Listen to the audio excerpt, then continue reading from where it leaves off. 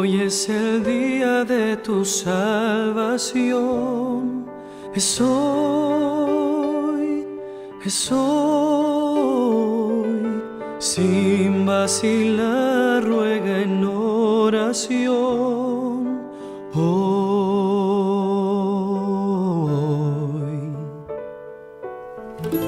Cristo te oye, está cerca, aunque errante estés.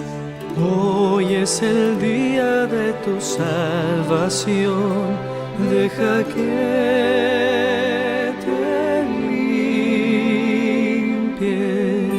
Él.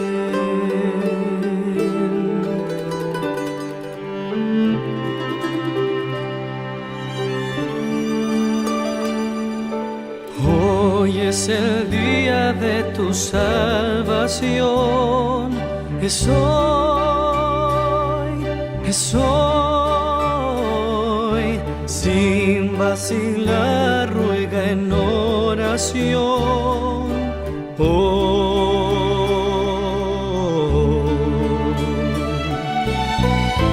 Cristo te oye, está cerca, aunque errante estés.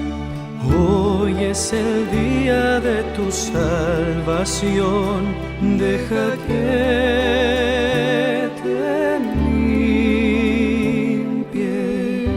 Él.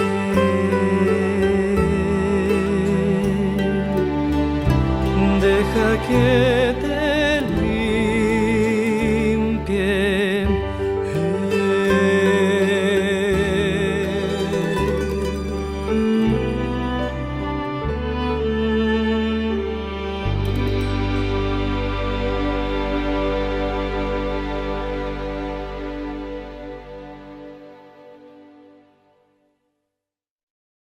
Hermanos, buenos días. Feliz semana. La lectura bíblica para hoy la encontramos en Daniel 11:15 y nos dice así: Vendrá pues el rey del norte y fundará baluartes y tomará la ciudad fuerte, y los brazos del sur no podrán permanecer, ni su pueblo escogido, ni habrá fortaleza que pueda resistir. Amén. Amén, amén. Muchas gracias, mi hermana Marta. El Señor les siga bendiciendo en gran manera. Y a cada uno de ustedes, los que están aquí conectados en esta mañana.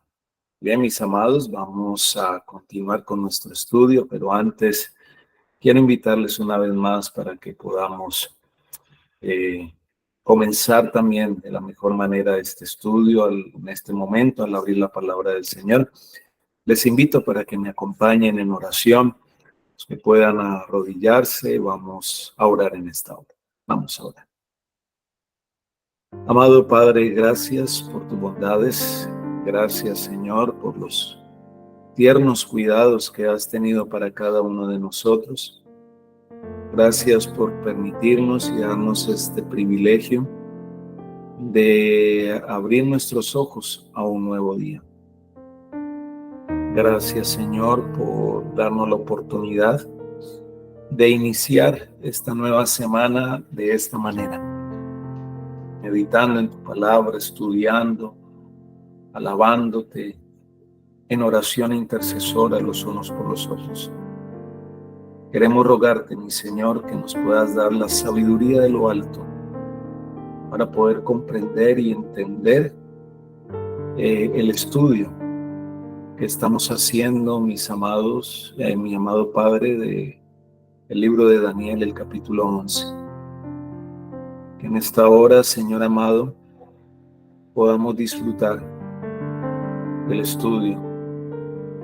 En esta hora, mi Señor, podamos gozarnos en tu amor. Que podamos, oh mi Señor amado, comprender y entender en qué momento de la historia nos encontramos. Gracias, Padre, por tus bondades. Gracias, Señor, por tu misericordia. Quedamos en tu presencia en esta hora, mi Señor. Nos escondemos detrás de ti y regálanos tu Santo Espíritu. Te lo pedimos, te lo agradecemos. En el nombre de tu amado Hijo Cristo Jesús. Amén, Señor. Amén.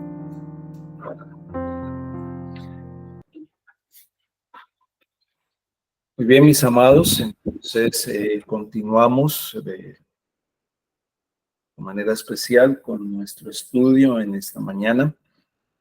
Estamos estudiando de Daniel el capítulo 11. Ya vimos un poco de historia, ¿verdad? No les voy a seguir cansando con la historia, porque la historia a veces se pone un poquito, ¿verdad? Un poquito como cansona, como estresante, como que no la entendemos, como que bueno, pero es necesario, como lo estudiamos días atrás. Vimos cómo llegamos finalmente hasta ese cuarto poder en la cadena profética, Roma imperial pagana convirtiéndose en el rey del norte. Y a partir de ese texto, el que leyó mi hermana Marta en esta mañana, se hablará solamente del rey del norte, ¿verdad? El rey del sur. Allí esa confrontación, esa lucha, esa batalla, esa pelea. ¿Quién ganará? Vamos a ver quién ganará, si el rey del norte, el rey del sur o un tercer reino, no sé. Vamos a mirar qué nos dice la palabra del Señor, pero nos estaremos concentrando en el rey del norte, ¿verdad? Sin duda alguna seguiremos avanzando después de esa maravillosa semana que tendrá nuestro pastor Juan Campos. Y vamos a avanzar en el estudio, vamos a ver ese cómo asciende, cómo surge ese rey del norte, y si es el rey del norte, caerá, no caerá. Bueno, la palabra del Señor es muy clara y vamos a avanzar. Allí vemos ya nuestra diapositiva compartida, ¿verdad? ¿Quién es ese rey del norte? ¿Quién es ese rey del norte? ¿Quién es el rey del norte? Mis amados, aunque yo creo que la identidad nosotros la tenemos clara. La identidad del rey del norte la tenemos clara. Este tema, especialmente este tema de Daniel, el capítulo 11, ha estado bajo discusión por muchos años dentro del adventismo.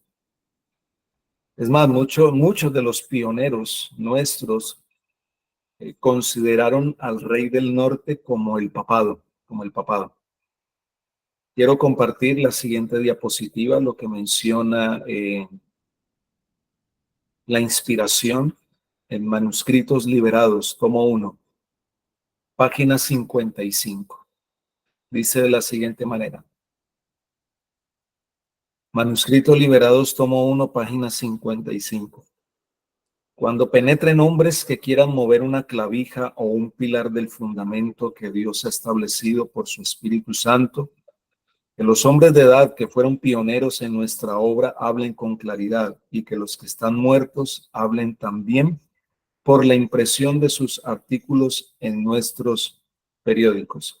Y hay una cita más que voy a compartir así de seguido, aquí en la diapositiva, que es Consejos para escritores y editores, página 28. Consejo para escritores y editores, página 28, dice así. Dios me ha dado luz respecto a nuestras publicaciones. ¿Cuál es? Él ha dicho que los muertos deben hablar. ¿Cómo? Sus obras siguen después de ellos. Hemos de repetir las palabras de los pioneros de nuestra obra, que sabían cuánto costaba escudriñar la verdad como si fuera un tesoro escondido, y que trabajaron para poner el fundamento de nuestra obra. Ellos avanzaron paso a paso bajo la influencia del Espíritu de Dios. Uno por uno, estos pioneros están desapareciendo. Uno por uno, estos pioneros están desapareciendo. La palabra que me fue dada es imprimir nuevamente lo que esos hombres escribieron en el pasado. Una diapositiva más, un texto más de introducción, un texto inspirado, Mensajes Selectos, tomo 2.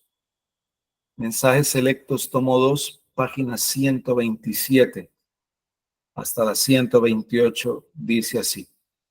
Es cierto que hay profecías que aún deben cumplirse, pero repetidamente se ha llevado a cabo una obra errónea y esta continuará efectuándose por aquellos que procuren encontrar una nueva luz en las profecías y que comienzan a apartarse de la luz que Dios ya ha dado. Los mensajes de Apocalipsis 14 son los que servían para probar al mundo, constituyen el Evangelio eterno y deben hacerse resonar por todas partes. Pero el Señor no coloca sobre aquellos que no han tenido experiencia en su obra la responsabilidad de realizar una nueva exposición de las profecías que Él, mediante el Espíritu Santo, ha revelado a sus siervos escogidos para que las expliquen. Mis amados, dos pioneros de antaño dan su visión de este último poder allí en Daniel, el capítulo 11, donde mencionan que Miguel debe levantarse en el tiempo que el último poder de Daniel, el capítulo 11, llega a su fin. Y ninguno le ayuda a este poder a que termine su obra maligna. Este poder es el único que pisotea la verdad, es el único poder que trata de pisotear la verdadera iglesia de Dios, al pueblo de Dios. Y mientras el pueblo de Dios, mientras la verdadera iglesia todavía está pisoteada y desechada por todo el cristianismo, se concluye que el último poder opresivo no ha llegado a su fin y que Miguel todavía no se ha levantado. Este último poder que pisotea a los santos es presentado allí en Apocalipsis. No lo tengo en la diapositiva, pero vamos a leerlo. Este último poder lo presenta así el apóstol Juan y es un texto muy conocido que nosotros hemos estudiado de manera muy especial. Apocalipsis, el capítulo 13, verso 11 en adelante. Después vi otra bestia que subía de la tierra, tenía dos cuernos semejantes a los de un cordero, pero hablaba como un dragón.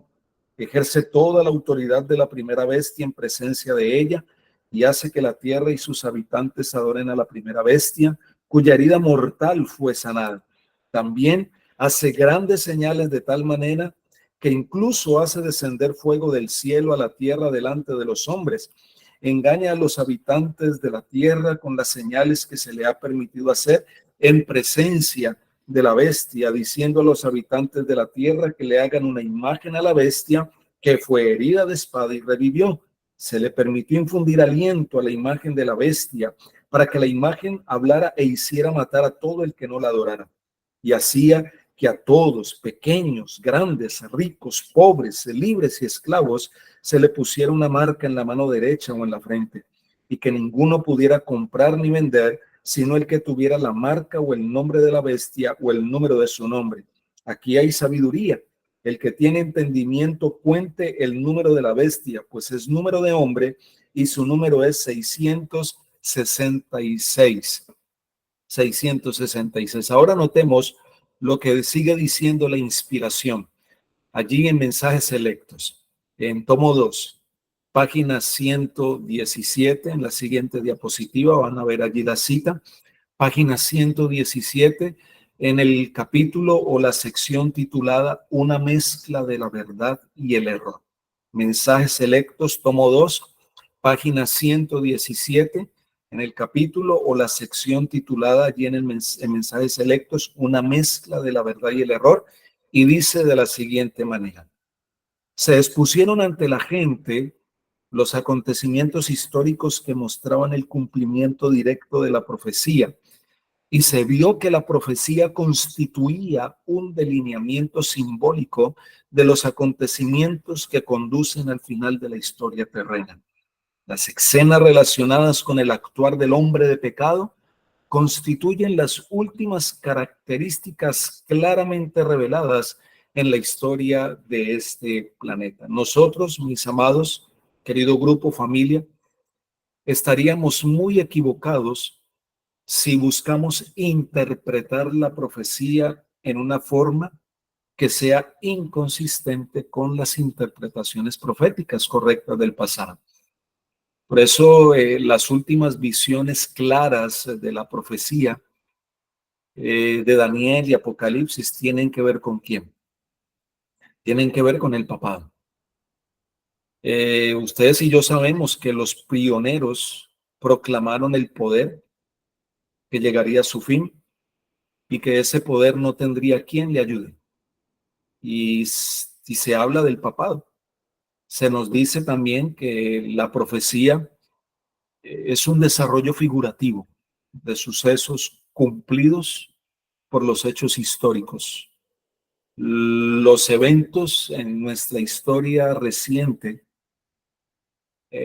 ustedes y yo sabemos que estos eventos en nuestra historia reciente han dado cumplimiento al versículo 40 de Daniel, el capítulo 11. ¿Y cómo dice Daniel el capítulo 11 y el verso 40? Vamos a leerlo, no lo tengo allí en diapositiva, pero vamos a leerlo en nuestras Biblias. Acompáñenme por favor con sus Biblias a Daniel, el capítulo 11, el verso 40. Al cabo del tiempo, el rey del sur contenderá con él, y el rey del norte se levantará contra él como una tempestad, con carros y gente de a caballo y muchas naves, y entrará por las tierras, las invadirá y pasará. Todos estos eventos que han ocurrido, que están ocurriendo en nuestra historia reciente, han dado cumplimiento y dan cumplimiento a Daniel, el capítulo 11, el verso 40. Nota lo que dice el apóstol Pedro. Allí lo verán en diapositiva. Segunda de Pedro, el capítulo 1, verso 19 al 21. Notemos lo que dice el Señor a través del apóstol Pedro. Tenemos también esa es la seguridad, mis amados, que nosotros tenemos.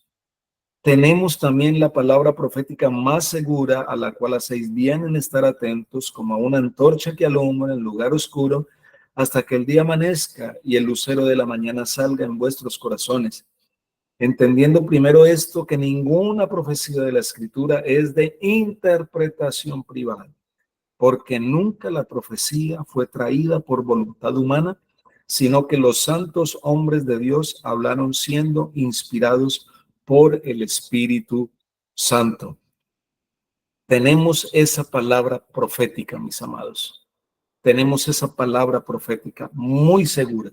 Y otra de las razones por la que ustedes y yo podemos concluir y estar de acuerdo con los pioneros que el rey del norte es el papado, es precisamente la regla bíblica, es esa regla bíblica de que la profecía amplifica, expande y confirma las profecías anteriores.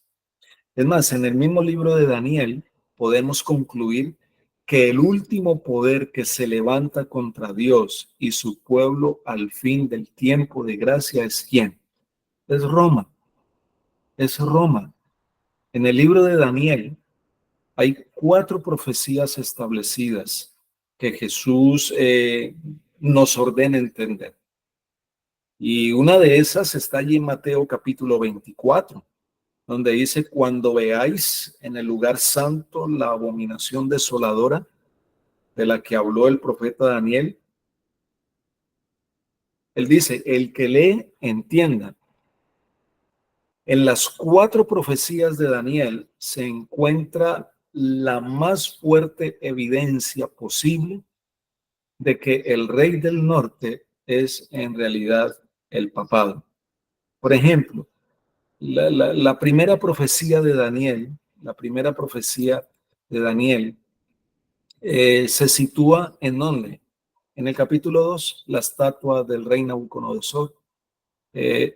Y esta profecía, esa estatua, describe los 4 poderes a saber, que son Babilonia, Medo-Persia, Grecia y Roma, la Roma imperial. Y estos finalmente son seguidos por un reino final. La piedra que es cortada de la montaña, no con mano de hombre, y esa piedra llega y destruye la estatua, destruye a todos los otros reinos. ¿Y qué pasa? Llena toda la tierra, dice Daniel, el capítulo 2. La segunda profecía de Daniel se encuentra allí en el capítulo 7. Describe los mismos eventos y los mismos 4 reinos que describe Daniel en el capítulo 2. Pero como es cierto a través de la profecía bíblica, esta, la de Daniel el capítulo 7, esta añade un poco más de información a la de Daniel 2. Esta también muestra que el cuarto reino, Roma, va a existir ¿hasta cuándo? Hasta el juicio final y hasta que Cristo establezca su reino eterno. La tercera profecía de Daniel se fija en el capítulo 8 y cubre el mismo episodio, cubre esencialmente el mismo terreno, añadiendo más información, pero esta vez que no es concerniente al primer reino, Babilonia, para dar lugar a los medos persas, ¿verdad? No obstante, el último reino, el cual con claridad es Roma, al oponerse contra el príncipe de los príncipes, ese reino sería que, dice Daniel el capítulo 8, ese reino sería quebrantado, aunque no por mano humana. Ahora, mis amados, miren, en la visión de Daniel, el capítulo 10, capítulo 11, capítulo 12, en la visión de Daniel, una vez más, se deja afuera al reino de Babilonia. Ya había desaparecido el escenario de la historia. La profecía comienza con Medo-Persia, seguida por Grecia, ¿verdad? Seguida por Grecia. Y algunos pensarán y dirán que el reino final no es Roma. Miren, todas las 3 profecías previas de Daniel colocan a Roma papal al final del tiempo donde ella recibe su castigo. 2 de estas se refieren a su juicio como castigo sobrenatural, no por mano humana, y quebrantado, aunque no por mano humana. De igual forma, sucede con este último poder en el capítulo 11. Llegará a su fin, no tendrá quien le ayude. Y esto nos indica la incapacidad de la fortaleza humana para evitar su destino final. Ahora miren, mis amados, querido grupo, familia, estaría fuera de contexto considerar estas 4 profecías y no mirarlas como profecías compuestas que se complementan y se basan una en la otra. Estas 4 profecías revelan el cuadro completo del mensaje que Daniel iba a sellar. Cada una construye sobre la profecía previa y la amplía, pero nunca contradice la presentación anterior. Recordemos, mis amados, esta cadena profética. ¿Quién viene? Babilonia es la cabeza de oro, el león, ¿verdad? Medo-Persia es el pecho y los brazos de plata, el oso y el carnero. Grecia es el vientre y los mulos de bronce, es el leopardo, el macho cabrío y el rey poderoso. Roma es las piernas de hierro y los pies de hierro y barro cocido, es la bestia de 10 cuernos, el cuerno pequeño, más aún, sin contradicción, el rey del norte es también Roma. Ahora, la gran ramera o la Babilonia moderna puede ser identificada como el hombre de pecado o como el papado. o como la triple unión del catolicismo, el protestantismo apóstata y el espiritismo, o sencillamente como el catolicismo, ese poder religioso. Todas estas entidades, mis amados, todas estas entidades tienen una consideración válida con el término la Gran Babilonia o la Babilonia moderna. Pero los versículos bajo consideración en este estudio de Daniel 11, los estudios que debemos de considerar tienen que ver con la cabeza de todas las entidades religiosas y políticas. ¿Cuál es? El papado. El papado. Comencemos la secuencia. Vamos a leer Daniel capítulo 11, verso 40. Ahí en diapositiva ustedes lo pueden leer. Daniel 11, 40. Dice así: pero al tiempo del fin, el rey del sur contenderá con él y el rey del norte se levantará contra él como una tempestad, con carros y gente de a caballo y muchas naves, y entrará por las tierras, las invadirá como un torrente y pasará. Surgen algunas preguntas y a mí en el pasado me surgieron las siguientes preguntas que quiero compartir con ustedes en cuanto a este versículo, porque estas preguntas surgen en relación a este versículo 40. Por ejemplo, ¿cuándo es el fin del tiempo o el tiempo del fin? ¿Quién es el rey del sur? Ahí habla, pero ahí, porque aquí dice que al tiempo del fin el rey del sur contenderá con él. Y dice que el rey del norte se levantará contra él. ¿Qué significa levantarse contra él? ¿Quién es el rey del norte? Bueno, ya sabemos quién es el rey del norte. ¿Qué se quiere dar a entender por levantarse como una tempestad? ¿Qué significa venir como un torbellino? Ahí aparecen unos carros, aparecen caballos, gente de a caballo. ¿Qué son esos carros? ¿Qué es esa gente de a caballo? Es más, aparece en el texto que viene con muchas naves y entrará por las tierras e invadirá como un torrente y pasará. ¿Qué son esas naves? ¿Qué son tierras? Bueno, países.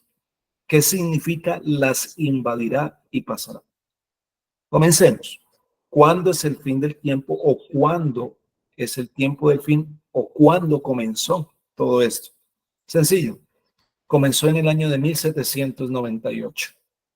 Notemos lo que dice Daniel, el capítulo 12, el verso 4, de la versión King James, ¿verdad? La versión King James dice así, Daniel capítulo 12, versículo 4. Pero en el tiempo del fin, dice el profeta, muchos correrán de aquí para allá y la ciencia o el conocimiento, es el conocimiento que pasa, aumentará. ¿Nos dice algo la sierva del Señor con respecto a esto? Sí, mis amados, el don profético, miren lo que nos dice en el conflicto de los siglos, página 356, capítulo 21. Ahí en diapositiva ustedes pueden leer la cita. Conflicto de los siglos, página 356, capítulo 21, es el capítulo titulado Un gran despertar religioso. Miren lo que dice. Allí ustedes la van a poder leer en diapositiva, ¿verdad? Ahí en la pantalla. Conflicto de los siglos, página 356, capítulo 21, un gran despertar religioso, dice de la siguiente manera. Pero desde 1798, el libro de Daniel ha sido desellado.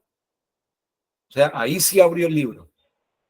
El conocimiento de las profecías ha aumentado y muchos han proclamado solemnemente este mensaje del juicio cercano. Entonces podemos ver que a partir de 1798, ¿verdad? La primera pregunta, comienza todo este asunto. Comienza todo este asunto. Y este asunto comienza con ese ataque del rey del sur. ¿Quién es el rey del sur? Bueno, la palabra sur viene de una indicación hebrea hacia Egipto. Y esa indicación significa desierto árido al sur de Judea. Sur viene de una raíz cuyo significado no se utiliza. Para ser agostado, el sur, sequía, especialmente el Negev o distrito sur de Judá, ocasionalmente Egipto al sur de Palestina.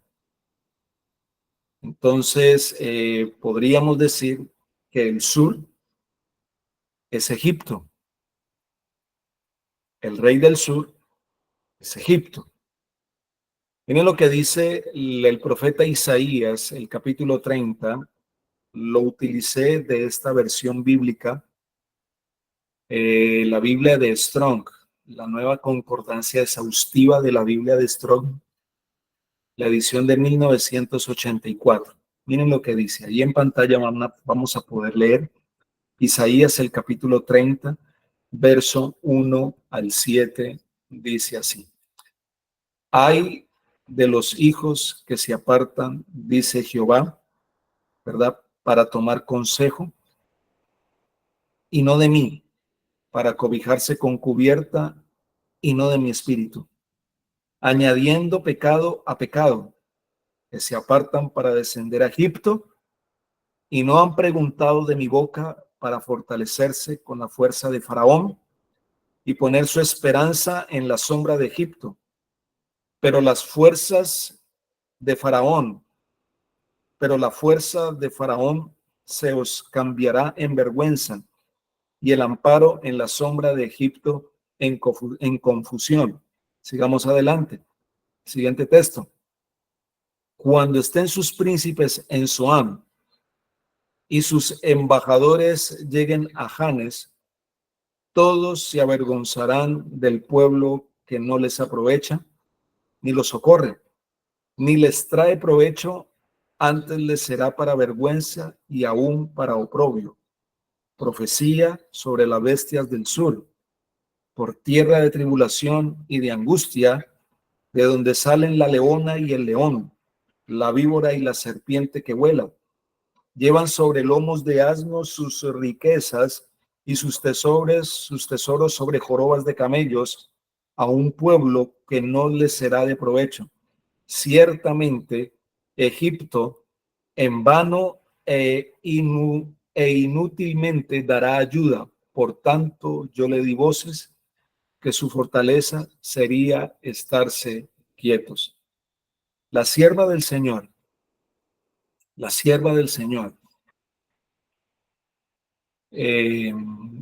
cuando describe las características de Francia, ahí en el conflicto de los siglos, ella define claramente, sin lugar a dudas, ella define los símbolos utilizados en el libro de Apocalipsis que describen la Revolución Francesa. Notemos lo que menciona Apocalipsis 1:8. Voy a comenzar con este texto, ahí en pantalla. Apocalipsis 11:8 dice así: sus cadáveres estarán en la plaza de la gran ciudad, que en sentido espiritual se llama Sodoma y Egipto, donde también nuestro Señor fue crucificado. Acá Apocalipsis, mis amados, acá Apocalipsis identifica figurativamente a Francia como la gran ciudad y la llama espiritualmente o simbólicamente Sodoma y Egipto. Egipto, en este contexto, mis amados, Egipto en este contexto es símbolo del ateísmo. Es símbolo del ateísmo. Y la historia me dice, el sur es Egipto, ¿verdad? Es ese rey que se levanta, ¿verdad? El ateísmo. Notemos lo que dice la sierva del Señor en el conflicto de los siglos, página 272 y 273, capítulo 16. Es el capítulo titulado La Biblia y la Revolución Francesa. Miren lo que dice. La Biblia y la Revolución Francesa. La gran ciudad en cuyas calles son asesinados los testigos y donde yacen sus cuerpos muertos, se llama simbólicamente Egipto. De todas las naciones mencionadas en la historia de la Biblia, fue Egipto la que con más osadía negó la existencia del Dios vivo y se opuso a sus mandamientos. Ningún monarca resistió con tanto descaro a la autoridad del cielo como el rey de Egipto, cuando se presentó Moisés ante él para comunicarle el mensaje del Señor. El faraón contestó con arrogancia: ¿Quién es Jehová para que yo oiga su voz y deje ir a Israel? Y sigue diciendo la cita, ahí en la diapositiva, en pantalla. Yo no conozco a Jehová, ni tampoco dejaré ir a Israel. Esto es ateísmo. Y la nación representada por Egipto iba a oponerse, iba a pronunciar una negación similar de los clamores que hace el Dios vivo, de un modo parecido a la voluntad de Dios, y a dar pruebas del mismo espíritu de incredulidad y desafío. La gran ciudad es también comparada simbólicamente con Sodoma. La corrupción de Sodoma, al quebrantar la ley de Dios, fue puesta de manifiesto especialmente en la vida disoluta, y sigue diciendo la sierva del Señor allí. Y este pecado iba a ser también rasgo característico de la nación, que cumpliría lo que estaba predicho en este pasaje, en conformidad con lo que dice el profeta. Se iba a ver en aquel tiempo, poco antes del año 1798, que un poder de origen y carácter satánico se levantará para hacer guerra a la Biblia, y en la tierra en que de aquella manera iban a verse obligados a callar los dos testigos de Dios, se manifestarían el ateísmo del faraón y la disolución de Sodoma. Esta profecía se cumplió de un modo muy preciso y sorprendente en la historia de ¿quién? En la historia de Francia. Y sigue diciendo la sierva del Señor allí mismo en el conflicto de los siglos.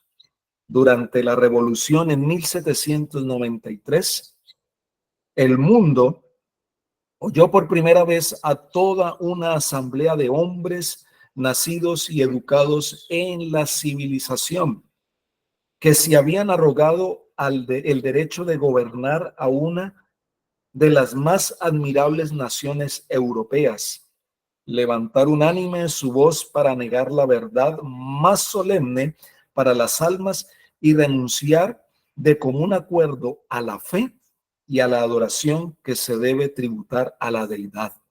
Francia ha sido la única nación del mundo acerca de la cual consta en forma auténtica que fue una nación que levantó su mano en rebelión abierta contra el autor del universo. En la Revolución Francesa, mis amados, no solamente se negó la palabra de Dios, sino que negaron a Dios mismo. Y es más, ahora yo no lo vi, yo no le perdí tiempo a eso. En estos Juegos de ahora que pasaron, en los Juegos Olímpicos, se vio esto. Negación total a la palabra de Dios, pero también a Dios mismo. Eso fue una abominación, lo que hicieron allí en la inauguración de los Juegos Olímpicos. Ahora, vamos a notar algo, que simbólicamente el término gran ciudad, como lo vimos ahí en la cita que acabamos de leer, gran ciudad, Esto es utilizado para identificar a una nación. Más adelante en nuestro estudio vamos a volver a aplicar y vamos a aplicar de nuevo este símbolo profético. Miren, mis amados, querido grupo, por medio del decreto del gobierno francés, declarando que la nación no reconocía a Dios, el Antiguo Testamento y el Nuevo Testamento fueron asesinados en todos los límites de la Francia republicana. El 1 de noviembre de 1793, Gobet, con los sacerdotes republicanos de París, se despojaron de la túnica y habían abjurado la religión. El 11 de los Corrientes, el día 11 de ese año de 1793, se hizo un gran festival. Se dedicó un gran festival a la razón y la verdad en la Catedral de Notre Dame, la cual había sido profanada y había sido nombrada el Templo de la Razón. Es más, en 1793, la Asamblea Francesa adoptó el decreto que suprimía la Biblia. Justo 3 años después, se introdujo una resolución a la Asamblea que iba a sustituir el decreto y a dar tolerancia a las escrituras. Esa resolución estuvo sobre la mesa en esa reunión, en ese congreso, durante 6 meses, cuando fue adoptada y aprobada sin un voto en contra el 17 de julio de 1796, 3 años después de 1793. Mis apreciados, querido grupo, miren, cuando una nación pronuncia algo, cuando una nación habla, dice, pronuncia algo, esto es símbolo de las acciones de su gobierno. El tipo de gobierno comunista está construido sobre leyes que niegan a Dios. Eso es ateísmo. Y expresan incredulidad en la palabra de Dios. Por eso cuando la Biblia dice el hablar, ¿qué es el hablar? El hablar de una nación son los actos de sus autoridades legislativas y judiciales. Y es muy interesante, mis amados, es muy interesante notar que en Apocalipsis 11:7 y también en Apocalipsis 17:8 tenemos un poder que sube del abismo, el cual significa simbólicamente que no tiene fundamento en la palabra de Dios. Mis amados, miren, la Revolución Francesa careció del apoyo de la palabra de Dios. Estuvo fundada y sostenida en el ateísmo. Cuando ustedes leen Éxodo, el capítulo 5, el versículo 2, ¿qué respondió el faraón? ¿Qué respondió el faraón? Éxodo 5:2. ¿Qué respondió? Cuando al pedido de Moisés, de parte de Dios, que dejara libre al pueblo. ¿Quién es Jehová? ¿Quién es Jehová para que yo oiga su voz y deje ir a Israel? Yo no conozco a Jehová, ni tampoco dejaré ir a Israel. Mis amados, miren, la identificación del rey del sur en la profecía de Daniel 11 es decidida por cuál poder se conforma a las características de Egipto. No es Egipto porque Egipto ya cayó, desapareció como imperio. ¿verdad? Pero logramos identificar, ustedes y yo identificamos al rey del sur en la profecía de Daniel 11, ¿verdad? Y la identificación del rey del sur en la profecía de Daniel 11 se decide por cuál poder se conforma a las características de Egipto, cuál poder adopta, reúne las características de Egipto. En el estudio profético, una profecía que es aplicada antes del tiempo de la cruz se entiende como literal en su aplicación. Luego del tiempo de la cruz, una profecía es reconocida en su aplicación simbólica. Esta regla es consistente. En 1798, el poder que es identificado en la Biblia como poseedor de las características de Egipto es Francia. Francia fue el rey del sur en 1798. Pastor, entonces ahora, ¿quién es el rey del sur en este conflicto final? Bueno, eso es lo que vamos a seguir estudiando. A partir o después de esa maravillosa y gran semana de estudio con el pastor Juan Campos. Que el cielo nos ayude, mis amados, para que podamos estar atentos a la palabra del Señor. Que podamos, mis amados, estudiar, que podamos cada día pedir al Espíritu Santo para que podamos estar firmes, enraizados en Cristo Jesús y en su palabra. Les invito para que oremos una vez más. Vamos a orar. Querido Padre, muchas gracias por tus bondades. Gracias, Señor, por esta hermosa oportunidad que nos das.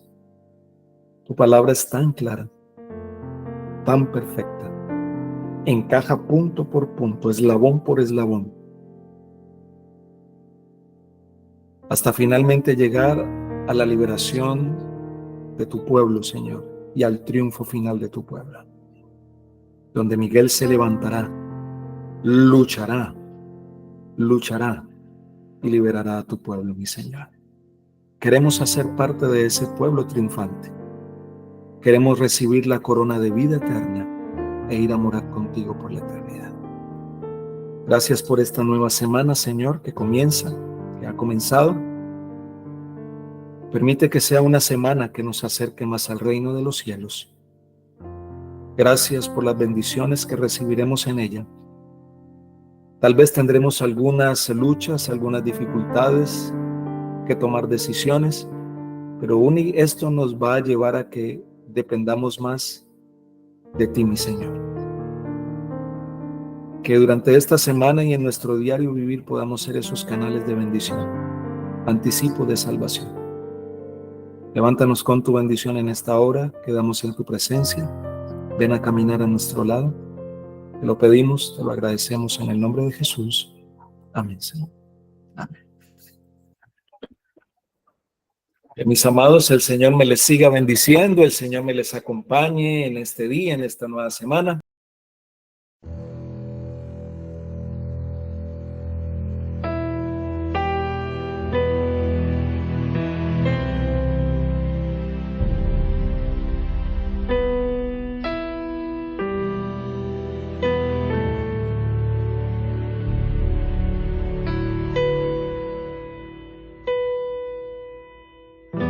Los 3 hebreos decidieron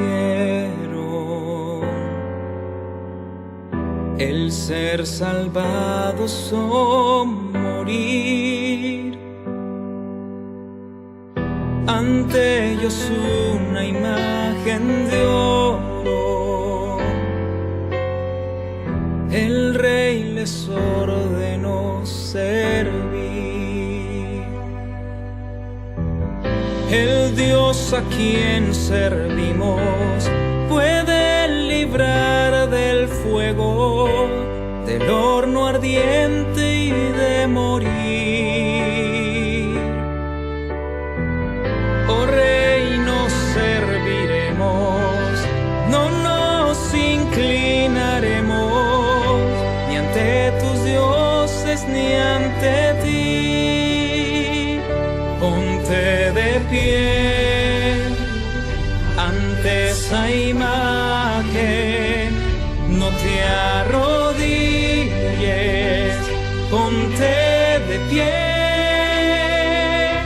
Está en las manos de Dios librarte antes la muerte que ser infiel.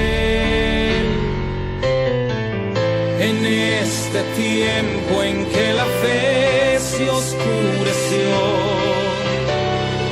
de la frialdad obtendremos el calor, de cobardía sacaremos el valor y lealtad de la traición.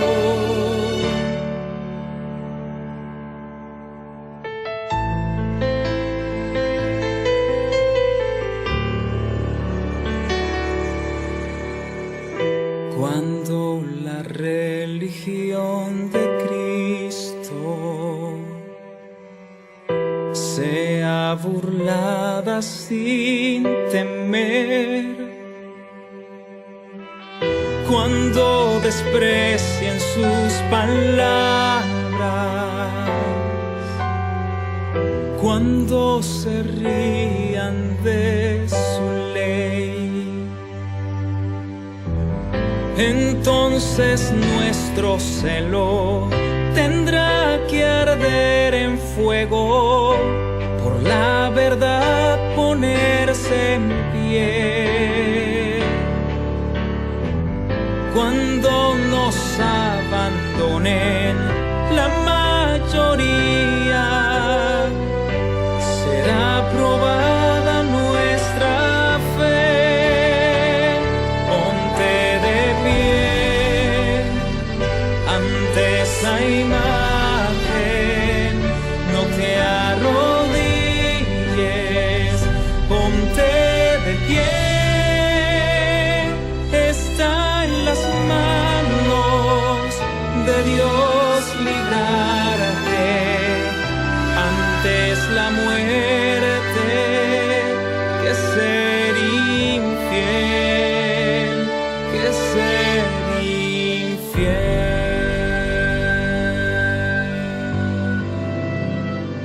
que ser infiel.